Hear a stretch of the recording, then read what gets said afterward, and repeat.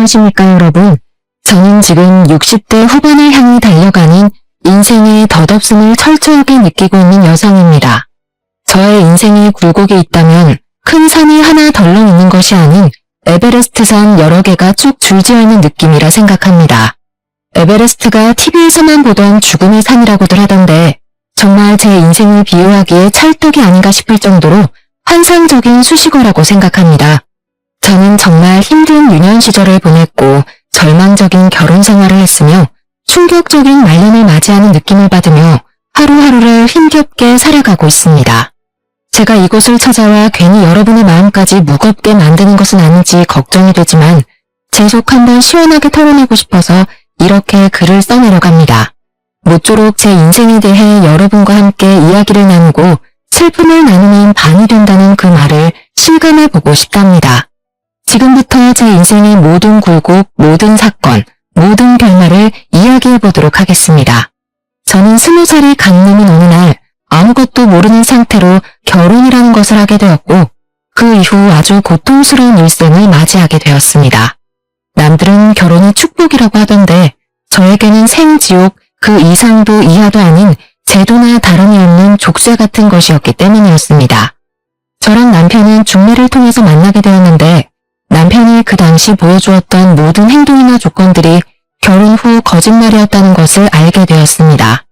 사업을 한다던 남편은 집에서 놀고 먹는 백수였으며 남편과 함께 살던 홀시어머니의 수발은 모두 저의 몫이 되었습니다.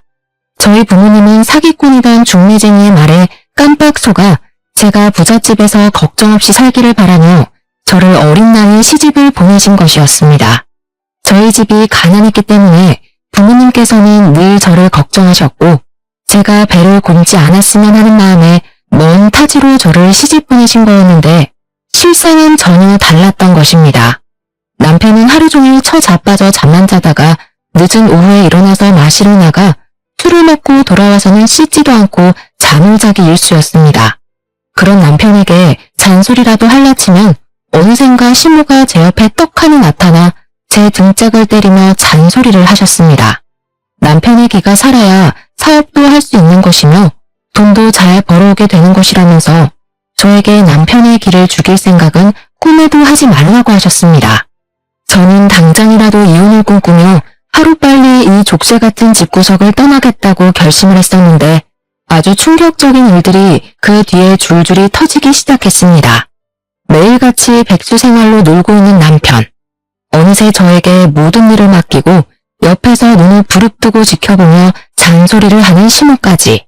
결국 저는 도망갈 수 없음을 느끼고 체념을 하고 있었죠. 그런데 집안 가게 살림에 구멍이 뻥뻥 뚫리기 시작했습니다. 그동안 모아두었던 돈들이 전부 바닥이 난 것인지 뭔지 쌀을 살 돈이 없다며 저에게 일을 하라고 시모는 잔소리를 시작하셨습니다. 차라리 집구석에서 한심한 사람들의 꼴을 보고 있느니 일을 하는 게 낫겠다는 생각에 동네 작은 가게에 취직을 해서 돈을 벌어다가 시모와 남편의 수발을 들고 있었습니다. 반찬을 사러 가는 길이 무서울 정도로 돈이 없어서 전전긍긍을 하던 도중 친정 부모님께서 아주 갑작스러운 사고를 당하게 되었습니다. 두 분이서 저를 보러 오시겠다며 그 멀리서 버스를 타고 이동을 하시다가 버스 전복 사고가 나게 되면서 그 자리에서 그만 목숨을 잃고 마셨던 것입니다. 처음 병원에서 전화를 받았을 때 저는 현실감이 전혀 느껴지지 않아서 한참을 멍하니 수화기를 들고 서 있어야 했습니다. 시모가 전화비 많이 나온다고 당장 전화를 끊으라고 소리를 치지 않았더라면 그 자리에서 하루 종일도 서 있었을지 모르겠습니다. 저는 정말 갑자기 두 부모를 한날 한시에 잃어버린 천의 고아가 되고 말았고 제 인생은 점점 더 미궁 속으로 빠져들게 되었습니다.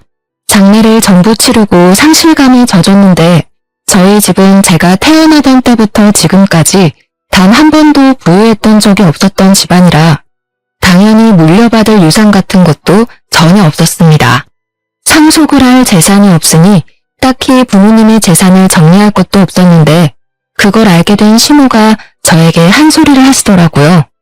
부모를 잃은 슬픔에 잠겨서 아무것도 하지 못하고 먹지도 못하는 사람에게 저희 부모님이 실속이 전혀 없는 사람이라면서 혼전을 주는 게 아니겠습니까? 부모님 두 분 다 어이없는 사고로 보내버린 자식에게 도대체 그게 할 소리랍니까? 저는 상식을 벗어난 시모에게 정말 치가 떨렸습니다. 우리 집이 물려줄 유산이 1원도 없는 거지 같은 집안인지 몰랐다면서 5원도 들어둔 게 하나도 없냐고 저에게 잘 알아보라고 하더라고요. 동동거리면서 장례식장에 다들 부조는 많이 있냐고 물어보는데 사람의 탈을 쓴 짐승이 따로 없다는 생각을 하게 되었습니다. 어떻게 사돈이 죽었는데 장례식장에서 돈 타령을 할 수 있는 것인지 이해가 가지 않았습니다. 하지만 시모와 남편의 만행은 여기서 끝이 나지 않았습니다. 이 정도가 전부였다면 제가 에베레스트를 들먹일 이유가 없었겠죠. 장례가 끝난 뒤 큰 돈을 만질 거라 생각했지만 보험금도 재산도 하나 없자 시모는 저에게 하루빨리 돈이나 많이 벌어오라면서 슬픔에 잠길 시간을 주지 않았습니다. 제가 부모님을 추락할 시간조차 주지 않고 부려먹을 생각만 하고 있었으니 제 속은 얼마나 타들어갔겠습니까? 저는 집에서 놀고 먹는 백수 남편과 모든 걸 제 탓을 하고 돈 타령만 하는 시모를 모시고 살다가 이혼을 다시 한번 결심한 어느 날 임신을 하게 된 사실을 알게 되었습니다. 오랜 시간 달거리가 없었고 몸이 이상하게 나른하고 배가 불러온다고 했더니 임신을 하고 말았던 것입니다. 저도 지금 생각해보면 그때의 저를 쳐 죽이고 싶을 정도로 원망하고 있습니다. 어떻게 이혼을 결심한 사람이 임신을 할 수 있다는 말입니까? 뱃속에 아이가 자리를 잡고 있는데 제가 그 몸을 하고 도망을 쳐서 무일푼으로 길바닥 생활을 할 수 없었기 때문에 저는 이혼에 대한 생각을 접어야 했습니다. 결국 그 집을 떠나지 못하고 매일매일 눈물바람으로 제 인생을 다독이면서 밤을 지새우며 지냈습니다. 정말 기구한 인생이라고 하지만 어떻게 이런 일이 저에게 벌어질 수 있는지, 물론 제 잘못이 전혀 없다고는 말할 수 없지만 그래서 더욱 한탄스러웠습니다. 제가 임신까지 했음에도 불구하고 정신을 차리지 못한 남편은 돈을 한 푼도 벌어오지 않았고 벌어와야 한다는 생각조차 하지 않았습니다. 저는 만사까지도 쉬는 날 없이 열심히 일을 하면서 돈을 벌어왔습니다. 비단 우리 가족의 생계 때문이 아니라 태어날 아이에게 좋은 것을 해주고 싶었기 때문이었습니다. 푼돈이긴 하지만 한 푼, 두 푼을 모아서 아이를 위한 물건들을 사 모으며 출산 준비를 하고 있었는데 시모가 저에게 잔소리를 하더라고요. 아기 배내 쪼그리 해봐야 몇 개월이나 있는다고 3개나 준비를 했냐? 2개만 사서 매번 빨아입히면 되는 것을. 더워 죽겠는데 벗겨놔도 되겠구먼. 거기다가 기저귀랑 손수건은 뭐 이렇게 많아? 청기저귀 하나 사다가 빨았으면 평생을 쓸 수 있는데 일회용 기저귀가 뭐냐? 요즘 것들은 노동을 안 해. 쉬운 길로만 가려고 한다고 하면서 제가 산 육아용품에 돈 1원 보태준 것도 아니면서 내내 트집을 잡고 잔소리를 하는 것이 아니겠습니까? 분유는 무슨 분유를 먹인다고 젖병을 이렇게나 샀냐? 모유 수유하면 돈도 안 들고 좋은데 자기는 1년 넘게 모유를 먹였다고 하면서요. 저런 거 살 돈이 있으면 본인이 먹을 고기라도 한 덩어리 더 사오라면서 나이가 들어서 그런지 자꾸 고기가 당긴다고 하시더라고요. 저는 10달을 꼬박 품어 떡두꺼비 같은 아들을 낳았지만 정말 기쁘다는 마음이 단 하나도 들지 않았습니다. 앞으로 이 아이와 어떻게 살아야 할지 막막함에 산후 우울증까지 심하게 왔고 저는 점점 무기력해지기 시작했습니다. 하루가 어떻게 흘러가는지 아이가 울면 수유를 하고 아이가 자면 옆에 누워서 눈물을 흘리는 나날들을 반복했습니다. 가끔은 아이가 울어도 안아줄 힘이 없어서 누워있고 했는데 남편은 깨어있으면서도 단 한 번도 아들을 안아준 적 없는 사람이었습니다. 안아주기는커녕 아이가 우는 게 시끄럽다면서 발로 툭툭 아이를 밀어내는 몰상식한 짓까지 쉼없이 했습니다. 밤에 아이가 깨서 울기라도 하면 득달같이 시모가 저를 깨워서 본인 아들 자는데 방해가 된다면서 애를 안고 밖으로 나가라고 쫓아내기까지 했습니다. 제 입에서는 한숨이 나오지 않는 날이 없었고 시모는 그 꼴도 보기 싫었는지 저에게 복이 날아간다면서 입을 툭툭 치곤 했습니다. 저는 아이를 키우는 게 너무 힘들고 또 우울증이 심해지면서 신체에 변화가 생기기 시작했고 젖이 제대로 돌지 않는 지경까지 이르렀습니다. 제가 모유 수유를 제대로 하지 못해 아이가 늘 배고파했고 분유를 사다 먹이기 시작했는데 시모가 그걸 보더니 저에게 혀를 차면서 잔소리를 하시더라고요. 애한테 모유 수유조차 제대로 못하는 년이 무슨 어미야?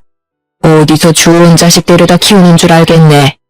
시모와 남편과 같이 살던 그 나날들은 정말 하루하루가 지옥과 다름없었습니다.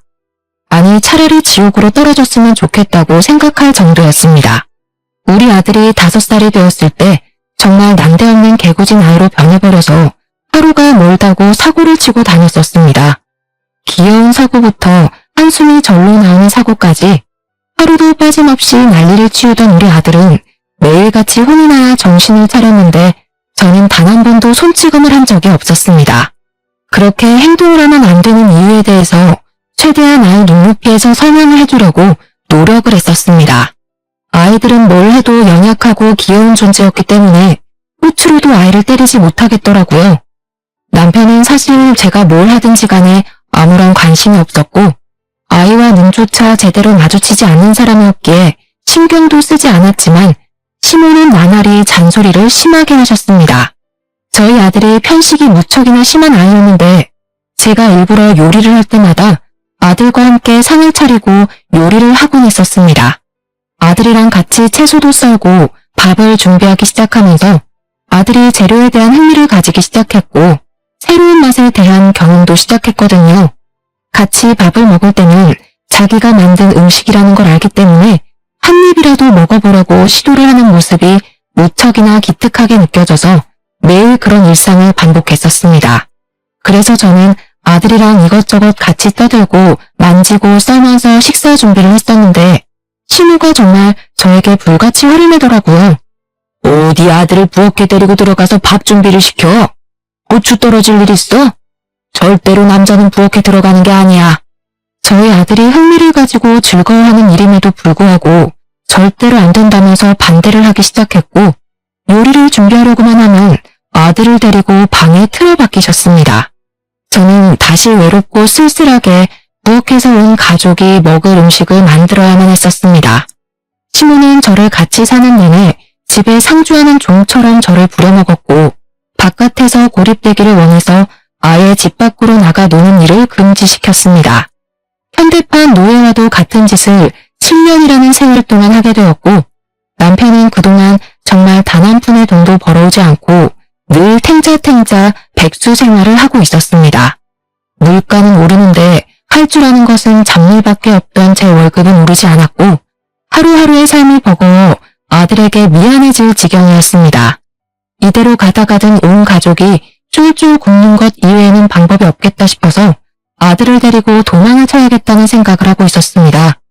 그러던 어느 날 남편이 술을 먹고 들어와서는 자고 있는 우리 아들을 발로 툭툭 차서 깨우기 시작하는 게 아니겠습니까? 아들이 잠에서 슬쩍 깨서 칭얼거리면서 남편에게 하지 말라고 투정을 부리고 있었는데 남편이 그 모습에 화가 난 건지 갑자기 아들을 흔들어 깨웠습니다. 너는 말이야, 아빠가 들어왔으면 다녀오셨냐고 제깍제깍 인사를 해야지. 인사도 안 해? 어? 누굴 닮아서 이렇게 버르장머리가 없는 거야? 애가 자다 깼는데 당연히 칭얼거리지 않겠어요. 오늘도 밖에서 신나게 뛰어놀아서 아마 피곤할 거예요. 얼른 씻고 와서 자요, 당신도. 네가 나를 돈 안 벌어온다고 무시하니까 애도 나를 무시하는 게 아니겠어? 이런 거 얼굴에 처바를 돈이 있으면 나한테 술값을 더 내놓으란 말이야. 마트에서 가장 싼 것만 잔뜩 골라 사온 제 화장품을 내리 던지면서 소리를 치는데 순간 공포심이 저를 덮치더라고요. 몇 번 써보지도 못한 아까운 제 화장품이 바닥을 대굴대굴 굴러다니는데 아깝다는 생각만큼 제 인생에 대한 회의감이 들었습니다. 제가 바닥을 구르는 화장품을 멍하니 바라보는데 남편이 갑자기 저를 확 밀쳐버리는 겁니다. 그래서 깜짝 놀라 하지 말라고 남편에게 소리를 쳤어요. 그 소리에 아들의 잠이 확 깬 건지 벌떡 일어나서 저를 밀치고 있는 남편을 보게 된 것입니다. 아들은 순간 놀라서 그런 건지 아니면 그 상황을 정리하고 싶었던 건지 제 아빠 다리에 막 매달리면서 아빠 하지마 하지마 하면서 고사리 같은 손으로 말리고 있었습니다. 하지만 술에 취해서 이성을 잃어버린 남편은 그런 아들이 귀찮았던 것인지 아들을 냅다 들어서 던져버렸습니다. 저는 너무 놀라서 비명 소리를 질렀고 아들은 너무 아픈 나머지 소리를 내어 울지도 못하고 그대로 알아누웠습니다. 더 충격적인 건 남편이라는 새끼는 그런 아들이 시끄럽다면서 욕짓거리를 내뱉기 시작했습니다. 저는 그런 남편이 더 이상 사람으로 보이지 않았어요. 그래서 온 힘을 다해서 남편의 다리를 붙잡으며 뜯어 말렸지만 제 힘으로는 역부족이었습니다. 결국 저는 바닥에 쓰러진 아들을 감싸안고 그 아픈 발길질을 전부 받아내야만 했습니다. 우리 모자는 그날 남편에게 씻을 수 없는 상처를 입게 되었고 그날 밤새 내내 움직이지도 못하고 꺽꺽 소리만 내는 아들의 입을 틀어막고 밤을 지새워야 했습니다. 술이 확 오른 탓인지 그대로 쓰러져서 자는 남편이 아들이 내는 소리에 언제 돌변할지 모른다는 두려움 때문에 아들이 울음조차 편하게 지르지 못하게 입을 막아야 했습니다. 저 또한 그날 밤 얼마나 울었는지 모르겠습니다. 정말 이대로 저 인간이 눈을 뜨지 않았으면 좋겠다는 생각이 제 머릿속을 지배했습니다. 다음날 날이 밝자 아이의 몸을 살피기 위해서 깨우는데 아이가 온몸에 힘이 들어가지 않는다면서 누워서 꼼짝을 못하는 게 아니겠습니까? 저는 너무 놀라서 구급차를 부를 생각조차 하지 못하고 그대로 아이를 들쳐업고는 근처 병원으로 달려갔는데 의사가 저를 보고 그러더군요. 아들의 목뼈부터 허리까지 실금이 갔는데 아직 너무 어린 나이라서 어떻게 손을 쓸 방법이 없다고 그냥 잘 붙기를 바라는 수밖에 없다고요. 그 뒤로 전 아들이 움직이지 못하도록 각고의 노력을 했으나 그 어린아이가 뭘 알겠습니까? 결국 점점 커가면서 아들은 디스크에 문제가 생기게 되면서 하지방 사통이라는 너무나도 생소한 병에 시달리게 되었습니다. 한마디로 저희 아들이 목뼈부터 허리까지를 쭉 다치게 되면서 엉덩이부터 시작해서 장딴지 뒤쪽까지 통증이 시작되는 병에 걸리게 된 것입니다. 사고 후유증으로 찾아왔다고 하기에는 고칠 방법이 없는 너무나도 안타까운 통증을 동반한 병이었습니다. 저는 정말 진심으로 남편이라는 놈을 저주하게 되었고 밤마다 울면서 그 인간을 좀 데려가 달라고 하늘에 기도를 올리게 되었습니다. 하지만 남편은 전혀 반성도 없이 내가 허약한 체질이라서 이렇게 된 것이며 자신의 책임은 전혀 없다는 식으로 말을 하는 것이 아니겠습니까? 내가 다쳐서 치료를 해야 하면 가만히 누워만 있게 돌봤어야지. 네가 제대로 돌보지 못해서 이런 후유증이 나는 거 아니겠어? 거기다가 태어났을 때부터 뭐도 제대로 못 먹고 분유 먹고 자라서 애가 이 모양 이 꼴이 된 거야. 알아? 그래, 우리 아들 말 틀린 거 하나 없다. 네가 낳을 때 잘못 힘을 줘서 이렇게 된 거 아니냐? 응? 나오면서 허리가 걸린 거 아니냐고. 저한테 그냥 운이 나쁘게 사고를 당한 거다. 그 사고에는 네 책임도 있다고 박박 우기던 남편과 시모는 어느새인가 모든 걸 제 탓으로 돌리고 있었습니다. 저는 그제야 정말 이성이 날아가는 경험을 하게 되었습니다. 악에 받쳐서 눈물을 뚝뚝 흘리면서 남편에게 이혼을 하자고 소리를 질렀습니다. 그러자 시모와 남편이 저까지 죽을년 취급을 하더라고요. 어떻게 하늘 같은 제 아비에게 이혼을 운운하냐면서 가정교육을 잘못 받았다고 하더군요. 하지만 이성이 날아간 저는 그들의 작태를 그냥 두고 볼 수만은 없었습니다. 제가 시모에게 당했던 시집살이는 물론 남편이 저와 아들에게 폭력을 휘둘렀던 것, 그동안 돈을 한 푼도 벌어오지 않았던 것까지 전부 다 걸고 넘어지면서 바락바락 대들었고 집안일에서 완벽하게 손을 뗐으며 벌어온 돈 모두를 제 몫의 통장에 집어넣었습니다. 돈을 벌어도 그들에게 단 한 푼도 주지 않고 버텼고 그럴수록 화를 내는 남편을 보면서 저는 이혼을 운운했습니다. 거기다가 남편 놈이 제가 벌어왔던 돈으로 그동안 노름판에서 하루 종일을 보냈으며 계집질까지 하고 있었다는 사실을 알게 되었습니다. 저는 더 이상 참고 살면 바보가 된다는 마음이 들었고 하나뿐인 우리 아들을 위해서라도 이 집에서 빨리 탈출을 해야 한다고 생각했습니다. 필사적인 마음이 생기고 나니까 사람이 참 의지가 강해지더라고요. 버티고 반항하고 정신나간 사람처럼 울부짖으며 이혼을 말했습니다. 이혼을 하기로 한 날 분을 참지 못한 남편과 시모는 결국 저를 방에 가두어두고 다시 한번 생각해보라며 매질을 하기 시작했습니다. 저는 맞는 와중에도 이를 악물며 참으며 버텨냈고 결국에는 경찰에 그 둘을 신고하면서 이혼을 할 수 있게 되었습니다. 그들이 유치장에서 죄가 없다며 억울하다며 뻔뻔하게 부정을 하는 동안 저는 경찰의 도움으로 이혼을 할 수 있었습니다.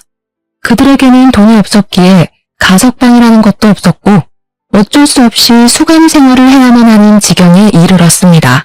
저는 그 둘이 제 눈앞에서 사라지자 아들을 데리고 작은 월세방 얻을 돈이 들어있는 통장만 들고 무작정 시댁을 떠나게 되었습니다.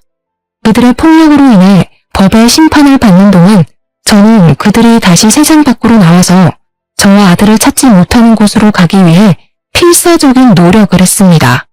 여러 지방을 돌고 돌아 겨우 도착하여 자리를 잡은 곳은 바로 해남에 위치하고 있는 땅끝 마을이었습니다. 그곳에서 저는 생전해본 적이 없는 김밥 장사를 시작하며 아이에게 쓸 돈을 마련하기 위해 하루하루를 힘들게 버티게 되었습니다. 처음에는 노상에서 김밥을 말아서 파는 일을 하다가 한 푼 두 푼 정말 티끌 모아 태산이라는 말처럼 쌈짓돈을 모아 아주 작은 구멍가게 같은 걸 열게 되었습니다. 라면과 김밥을 팔면서 아들을 키워낸 저는 20년을 더 고생한 덕분에 우리 아들을 아주 기골이 장대한 놈으로 키울 수가 있었습니다. 그만큼 제가 하루도 쉬지 않고 일을 해서 번 돈으로 아들을 먹이고 입히고 했다는 산 증거가 아니겠습니까? 제 인생의 전부이자 제 인생의 원동력이었던 아들을 그렇게 키우고 나니 정말 가슴이 벅차오를 정도로 울컥한 마음이 들었습니다. 우리 아들은 어릴 때 다친 영향으로 인해서 오래 걷거나 서 있는 것을 힘들어하긴 했지만 그래도 일상생활이 어느 정도 가능한 수준으로 자랐습니다. 이미 한번 다쳐버린 몸뚱어리가 정상으로 돌아오기는 힘들었고 그럴 가능성도 없었지만 의지 하나로 잘 버텨왔다고 생각합니다. 우리 아들이 28살이 되던 해의 말입니다.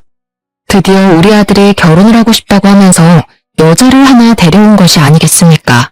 달덩이처럼 얼굴이 아주 동그랗고 복스럽게 생겨서 행동까지도 귀여웠던 그 여자아이는 제 며느리가 되었습니다. 성격이 정말 어찌나 좋던지 살갑기도 하고 밝기도 하고 하나하나 따질 구석이 없는 그런 귀여운 아이는 우리 아들을 진심으로 사랑해주는 것 같았습니다.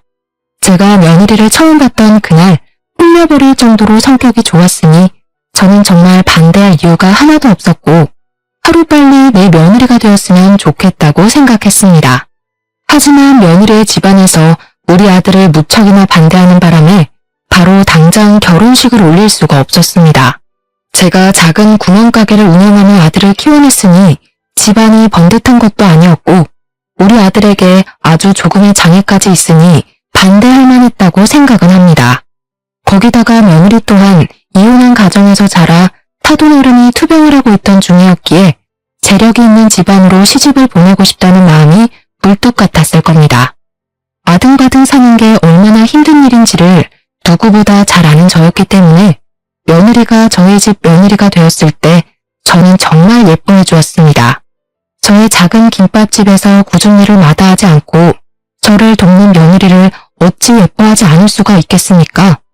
그 당시 저희 아들은 주유소에서 일을 하고 있었는데 사실 아들이 벌어오는 돈은 아주 조금밖에 되지 않았습니다.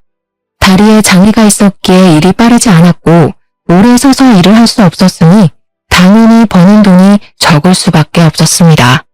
제대로 공부를 하지 않아서 좋은 회사에 취직을 하지 못한 아들은 늘 취업에 대한 자격지심이 있었던 놈이었습니다. 거기다가 반대가 심했던 안싸돈이 우리 아들에게 직장조차 제대로 가지지 못한 놈이 무슨 결혼이냐고 계속해서 무시를 해댔기 때문에 자격지심은 더욱 깊어지기만 했습니다. 하지만 저는 그런 일이 있음에도 불구하고 우리 아들 부부가 현명하게 대처를 하고 잘 이겨나갈 수 있을 것이라 생각해서 둘 사이를 지지해 주었습니다. 그러던 도중 정말 불운하게도 주유소에서 사건이 일어나게 되었습니다. 야간에 일을 하던 아들이 잠시 졸음에 빠져서 꾸벅꾸벅 하던 도중에 주유소 전문 털이범이 현금통을 통째로 털어간 사건이 벌어지게 된 것입니다. 아들이 한번 잠에 빠지면 누가 업어가도 모를 정도로 깊게 자는 놈이라 현금통을 털어간 범인으로 우리 아들이 지목되게 된 것입니다. CCTV가 있는 곳도 아니었던 터라 아들이 훔쳐가 놓고 발뺌하는 거 아니냐면서 사장은 물론이고 경찰까지 우리 아들을 의심해 조사를 받게 되었습니다. 현금이 꽤 들어있었던 탓에 그 돈을 전부 물어내라고 난리를 치는 사장 때문에 우리 아들은 물론이고 저까지도 골머리를 썩었습니다. 수사를 통해서 제3의 인물의 지문이 나오면서 다행히 아들은 누명에서 벗어나긴 했지만 이미 대부분의 사람들이 우리 아들을 범인으로 생각하고 있던 상태였습니다. 가뜩이나 자격지심으로 똘똘 뭉친 아들은 범인으로 몰렸다는 그 충격에 헤어나오지 못하게 되어버렸죠. 아들은 그대로 주유소를 그만두게 되었고 저와 며느리가 김밥집을 운영하면서 버는 돈으로 먹고 살아야 했습니다. 하지만 그것도 쉬운 일은 아니었습니다. 김밥이랑 라면을 팔아서 버는 돈이 되면 얼마나 되겠습니까? 저희가 무슨 엄청 큰 분식집을 하는 것도 아니었고 정말 작은 3평짜리 가게였습니다. 생활은 점점 궁핍해지기 시작했고 어쩔 수 없이 며느리가 취직을 하면서 돈을 벌어오기 시작했습니다. 그냥 작은 사무실에서 잡일을 하기 시작했는데 거기 사장이 또 엄청나게 나쁜 놈이었던 것입니다. 우리 며느리에게 돈을 더 얹어주겠다면서 시금덕거리기 시작했고 나중에는 불륜관계를 맺자고 요구를 했다는 것이 아니겠습니까? 당연히 저희 며느리는 절대로 그런 일은 없을 거라며 사장을 거부하기 시작했습니다. 그러자 치졸하게 회사 사람들 앞에서 대놓고 며느리에게 망신을 준다던가 일부러 야근을 시키는 등 며느리를 괴롭히기 시작한 것입니다. 며느리는 하루가 다르게 우울해졌고 말라가는 게 눈에 보일 정도로 힘들어했습니다. 저는 당장이라도 며느리에게 일을 그만두라고 말을 하고 싶었고 아들에게는 나가서 돈을 벌어오라고 시키고 싶었습니다. 며느리가 너무나도 힘들어하자 저는 참지 못하고 아들에게 이만큼 집에서 놀았으면 나가서 돈을 벌어오라고 말을 했습니다. 나 같은 병신이 도대체 어디서 돈을 벌어오라는 거야? 어디 취직할 자리 있으면 엄마가 좀 알아보던가. 이제는 다른 사람도 모자라서 엄마까지 나한테 손가락질을 하는 거야? 나를 무시하는 거냐고. 그 이후로 아들은 알코올 중독자처럼 술독에 빠져서 살기 시작했습니다. 저는 아들의 집에 갈 때마다 술병이 나뒹구는 걸 보고 얼마나 가슴을 치며 화를 냈는지 모르겠습니다. 너는 네 아빠 생각이 안 나니? 어떻게 이런 모습으로 매일매일을 보낼 수 있니? 네가 사람이라면 지난 과거를 떠올려봐라. 네가 누구 때문에, 뭐 때문에 그런 아픔을 가지게 됐는지는 생각도 하지 않고 매일 술을 마셔? 이런 식으로 행동할 거면 너도 며느리랑 이혼해라. 저 가여운 아이가 무슨 죄가 있어서 이런 꼴로 살아야 하니?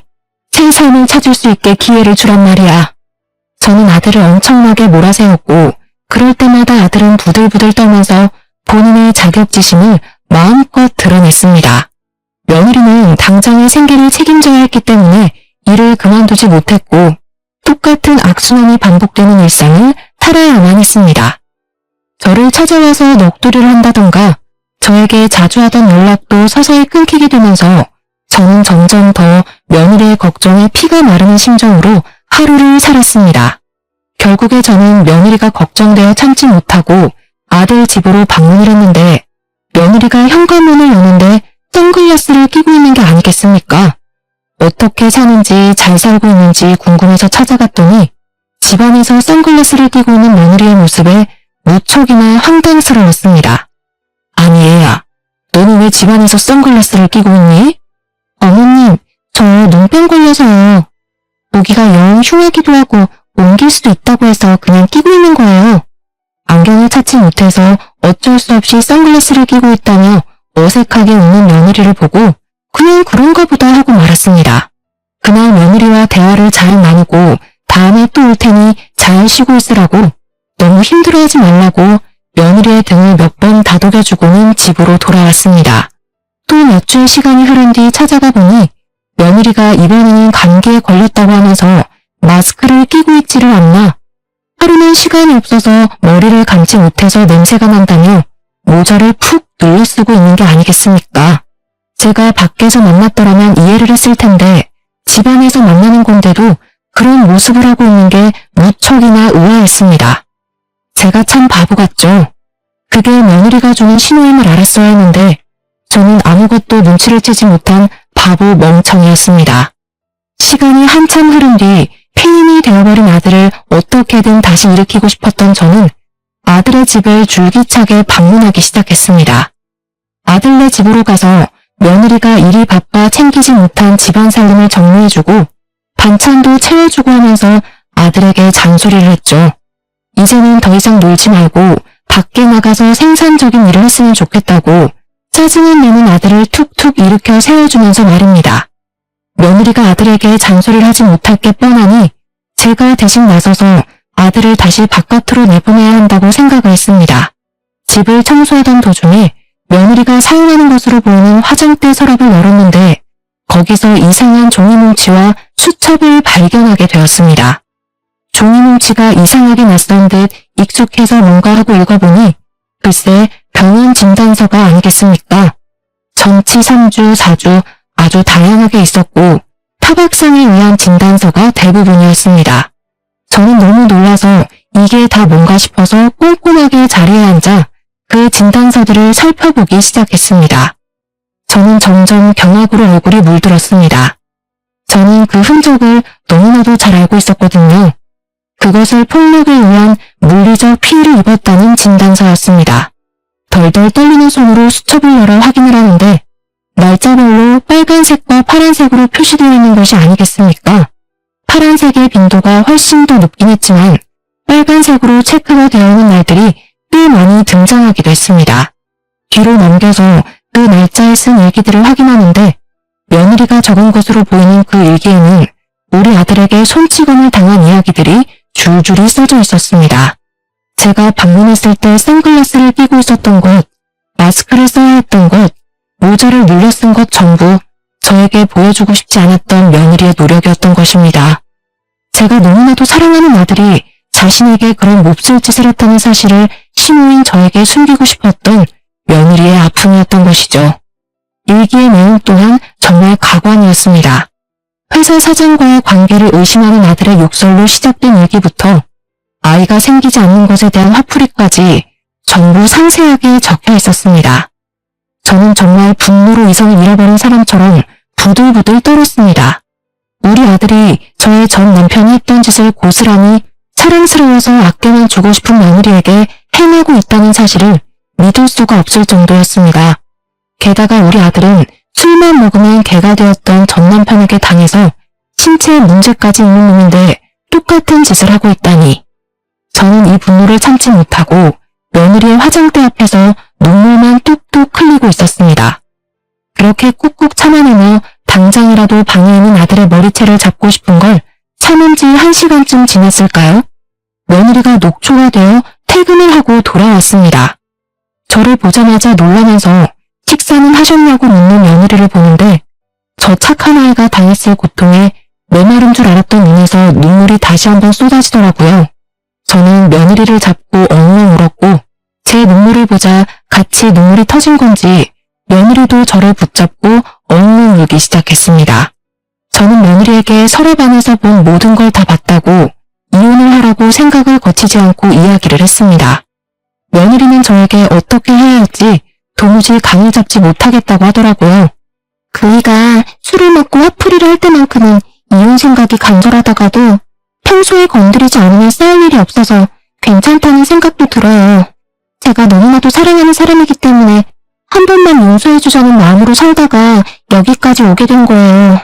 거기다가 저희 어머니께서 엄청나게 반대를 하셨었잖아요. 엄마 보기 부끄러워서 제가 어떻게 이혼을 하겠어요. 저는 며느리에게 생전해본 적 없던 호통을 크게 쳤습니다. 너의 인생이 지금 나락으로 가게 생겼는데 그 와중에 부끄럽긴 뭐가 부끄럽다는 게야. 내가 화장대 서랍 안에서 모아둔 증거 다 봤다. 이거 가지고 경찰에 신고를 해. 그리고 내가 가게를 팔아서라도 네 변호사 선임해 줄 테니까 이혼 소송을 걸어. 우리 아들이지만 정녕 저꼴로 사는 거 나 더 이상은 못 본다. 내가 시키는 대로 이혼해. 그런데 그 순간 제가 호통치는 소리 때문에 깬 건지 뭔지 방에서 자고 있던 아들이 뛰쳐나오는 게 아니겠습니까? 표정이 완전히 썩어가지고는 저와 며느리를 번갈아 가면서 보며 콧김을 씩씩 뿜어대더라고요. 이혼? 누구 마음대로 이혼이야? 그러더니 제 손에 들려있던 진단서 뭉치를 빼앗듯이 들고 가더니 하나하나 확인을 해보는 것이 아니겠습니까? 전부 다 확인을 한 아들은 그 진단서 뭉치를 허공에다가 뿌렸습니다.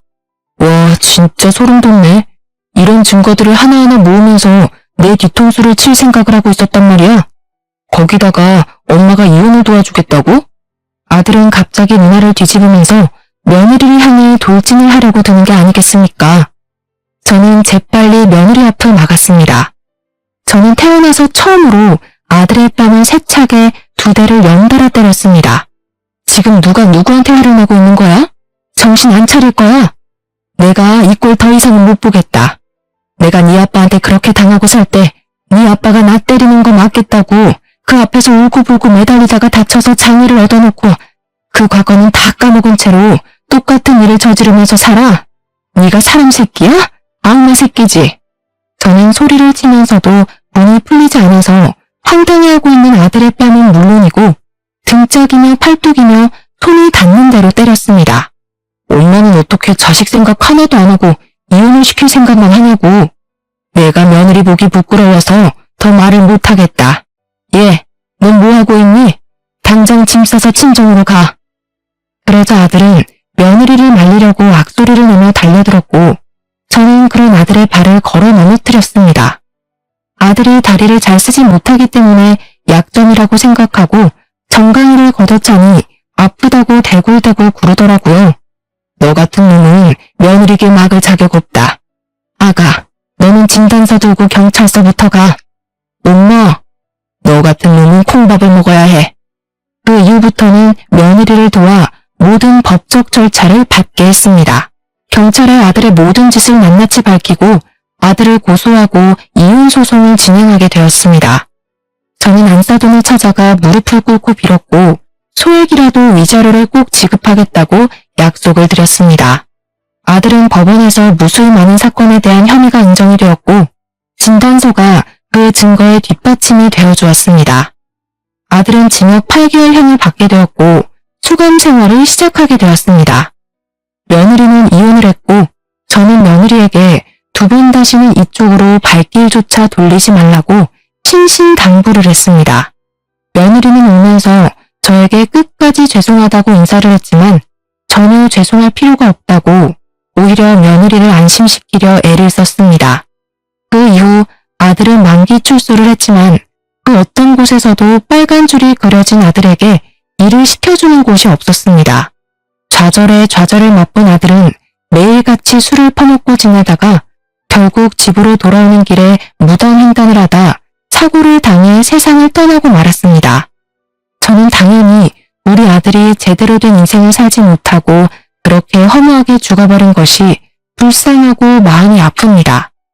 하지만 사람을 꽃으로도 때리지 말라고 했음에도 그런 일을 벌인 것은 그 어떤 것으로도 용서를 받지 못한다는 것을 다시 한번 깨닫게 되었습니다. 저는 비록 혼자가 되었지만 오히려 자유롭고 편안한 마음이 든답니다. 김밥 장사는 여전히 그 자리에서 하고 있습니다. 가끔은 며느리가 저를 도와서 같이 장사를 하고 가게를 정리했던 그날들이 그리워지기도 합니다. 항상 제 옆에서 힘이 날 만큼 환하게 웃어주던 그 얼굴을 어떻게 잊을 수가 있을까요? 그 예쁜 아이의 얼굴에 그림자를 지게 한 그 과거가 너무나도 고통스럽습니다. 그래서인지 저는 며느리와도 완벽하게 연락을 끊어냈습니다. 가끔 한번 그리울 때가 있긴 하지만 지금까지는 아무런 소식도 듣지 않고 잘 참아내며 지내고 있는 중입니다. 앞으로 먹고 살 만큼만 벌어먹고 살면서 말년을 맞이해보려고 합니다.